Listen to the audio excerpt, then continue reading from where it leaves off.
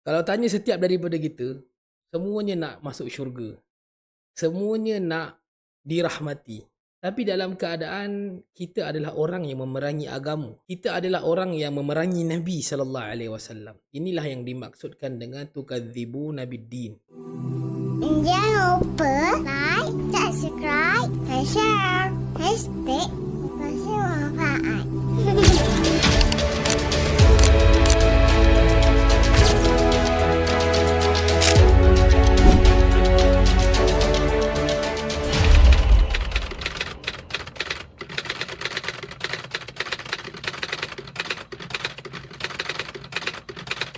Kepada surah Al-Infitar, untuk kita flashback balik apa yang kita dah lalu, Allah Subhanahu wa taala menyebutkan tentang bagaimana Allah Subhanahu wa taala menyempurnakan penciptaan makhluknya. Fi ayyi suratin ma syaa rakkabak. Dalam bentuk apa pun yang Allah mahukan, Allah sempurnakan penciptaan kalian. Kalla bal tukadzibuna biddin.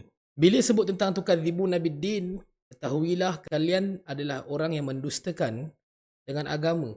Apa yang dimaksudkan dengan kalla bal tukadzibuna biddin? Ketahuilah ataupun kalla ni sekali-kali tidak. Kalian telah mendustakan dengan agama. Kalla bal tukadzibuna biddin. Fi ayyi surah, dalam bentuk apa pun kalian diciptakan. Ma syaa, itu adalah apa yang telah Allah mahukan, Allah kehendaki, rakkabak, sempurnakan kalian. Kalla, sekali-kali tidak. Bal tukadzibuna biddin. Kalian telah berdusta dengan agama. Konteks lebih besar, bila Allah Subhanahu wa taala menyebutkan kalla, ini menunjukkan kepada kalla ni adalah semua salah. Semua bukan. Korang tahu tak? Macam tu. Dia macam ada satu longgokan. Longgokan hujah yang semuanya dipatahkan oleh Allah Subhanahu wa taala. Allah gunakan kalla bukan hanya untuk satu dua ayat, tapi ayat dan juga konteks yang datang dalam banyak keadaan. Bila Allah Subhanahu wa taala sebut tukadzibuna biddin, kalian mendustakan, kalian berdusta dengan agama. Ini adalah satu term yang digunakan untuk menyedarkan kita bahawa betapa kita ni mahukan kebaikan tapi kita menafikan kebenaran. Kalau tanya setiap daripada kita, semuanya nak masuk syurga. Semuanya nak dirahmati. Tapi dalam keadaan kita adalah orang yang memerangi agama. Kita adalah orang yang memerangi Nabi sallallahu alaihi wasallam. Inilah yang dimaksudkan dengan tukadzibuna biddin. Ad-din itu juga merujuk kepada hari agama, iaitu hari pembalasan, hari di mana hanya ada satu je din, satu saja agama yang diterima. Kita kata kita nak masuk syurga, tapi dalam keadaan kita tidak berusaha untuk mengumpul amalan yang membawa keredaan Allah Subhanahu wa taala di akhirat kelak supaya kita dapat masuk syurga. This is apa yang dimaksudkan sebagai tukadzibuna biddin. Allah Subhanahu wa taala menyebutkan dalam ayat sebelumnya tentang Allah ciptakan, tentang Allah sempurnakan, tentang Allah berlaku adil. Kalla, sekali-kali kalian tak sedar. Sesungguhnya kalian memang tidak menjadi hamba yang adil kepada Tuhan. Bal tukadzibuna biddin. Kalian tukadzibun maksudnya sentiasa mendustakan agama. Ni siapa ni? Golongan siapa ni? Allah Subhanahu wa taala tidak mengkhususkan kepada orang-orang kafir, orang-orang musyrik ataupun orang-orang Yahudi, bahkan kepada semua. Dan ia terkena juga kepada kita. Bal tukadzibuna biddin. Kita kata kita nak masuk syurga, kita kata kita nak redha Allah Subhanahu wa taala. Tapi kita tak boleh nak manage redha mak ayah kita, redha suami kita.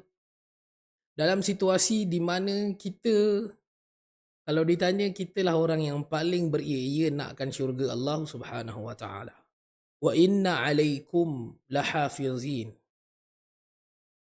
Allah bagi tahu sedusta mana pun kalian, bentuk apa pun pendustaan kalian, sama ada dengan lafaz, sama ada dengan hati, sama ada dengan perbuatan, inna alaikum lahafizin. Sesungguhnya setiap daripada kalian ini ada malaikat yang menjaga.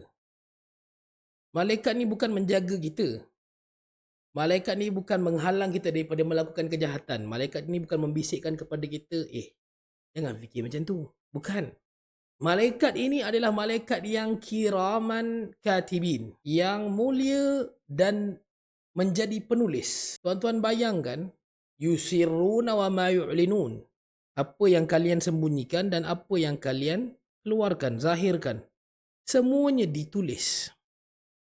Kita dah lalu ayat di mana akan dibuka lembaran. Kita akan dihadirkan dengan segala apa yang ada dalam jiwa kita dan juga apa yang kita lakukan. Bahkan apa yang kita nafikan. Apa yang kita tinggalkan. Apa yang kita abaikan. Semuanya ditulis. Ditulis. Siapa yang tulis? Inilah malaikatnya. Kiraman katibin. Malaikat yang mulia dan dia itu ditugaskan untuk menulis. Rakib dan Atid bukanlah nama yang ada dalam Al-Quran dan juga As-Sunnah. Cuma kalau kita tengok dalam pelajaran kita, sekolah kecil-kecil dulu, dia menulis dosa dan pahala je. Tapi kita tidak menemui mana-mana ayat ataupun dalil yang menyebutkan tentang malaikat yang mencatat dosa dan pahala. Tidak. Bahkan dia mencatat keseluruhan.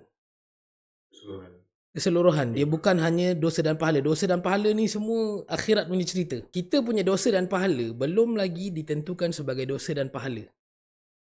Faham tak? Ianya akan diadili di hari hisab nanti. Kemudian barulah di mizan, di timbangan. Lepas selesai, ingat lagi tak, hisab, ditentukan dosa dan pahala.